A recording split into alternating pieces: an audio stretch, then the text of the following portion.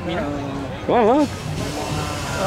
Good afternoon, everyone. My name is Steffi, and I'll be your storybook boat captain. Please remember to remain seated with all hands, arms, fingers, and elbows inside the boat, and away we go.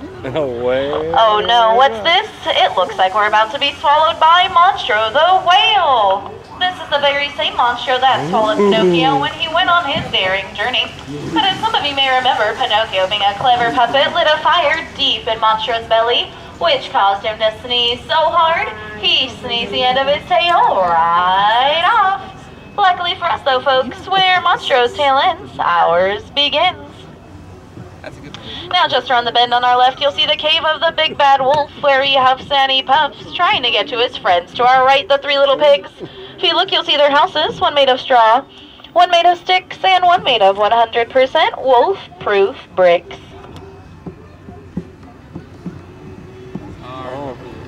Now, just past this bridge on our left-hand side, you'll see the quaint English village of Alice from Alice in Wonderland, who spends most of her days daydreaming by the watermill, until one day she fell down the rabbit hole to Wonderland, where things just got curiouser and curiouser. I love Alice.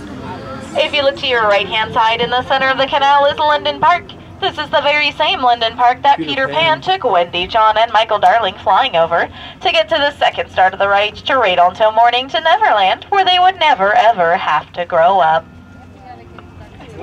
And straight ahead is a city of mystery and enchantment, folks. This is the city of Agrabah, where Aladdin first met Princess Jasmine in the market.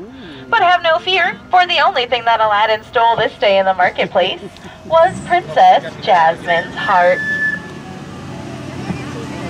There's a choo-choo. Now, speaking of Aladdin and Princess Jasmine, it looks like we're about to go under the very same rose-covered archways where they took their very first magic carpet ride.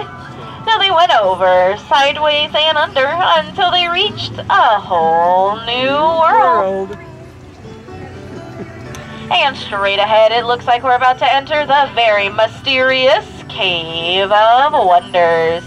This is the same Cave of Wonders where Aladdin and Abu went into to try and find the magic lamp with the genie inside.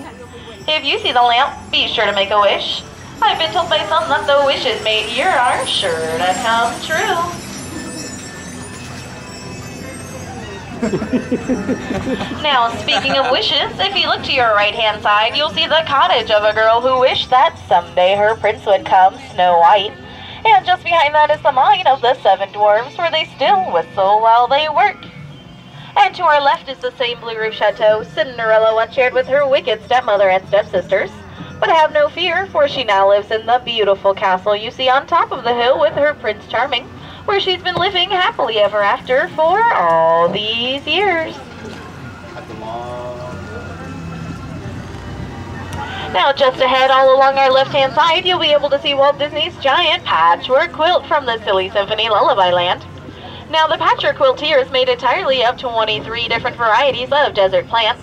And speaking of plants, in case you were wondering, all of the plants in Storybook Land are indeed real. They grow no more than an average of 1 inch per year with special help from our Disneyland gardeners. And of course, a little extra special help from our head gardener, Tinkerbell, who helps to keep all of these plants small with a little bit of her faith, trust, and of course, some pixie dust. Of course. Right, Will? Yep. Now, just past this bridge on our left-hand side, you'll be able to see Mole and home of Moley. And just next to that, you'll see Toad Hall, home of Mr. Toad. Moley and Mr. Toad aren't home right now, though. I've been told that they're off in Fantasyland, having a wild ride to nowhere in particular. Also on our left is the 3 Mills. The most famous is in the center from the 1937 Academy Award-winning Silly Symphony, The Old Mill. And straight ahead is the Alpine Village of Pinocchio. If you listen, you can still hear Pinocchio celebrate that his wishes come true, and he is indeed a real boy.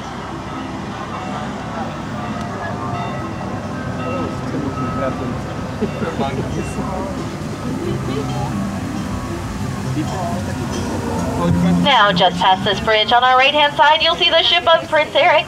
And just behind that, you'll see the palace of Prince Eric and Princess Ariel that they now share with their daughter Melody. But before Ariel was a princess right here on land, she was a princess under the sea. And if you look to our left, you'll see her former underwater home of Atlantica. Alrighty folks, I'd like to thank everyone for being here with me today.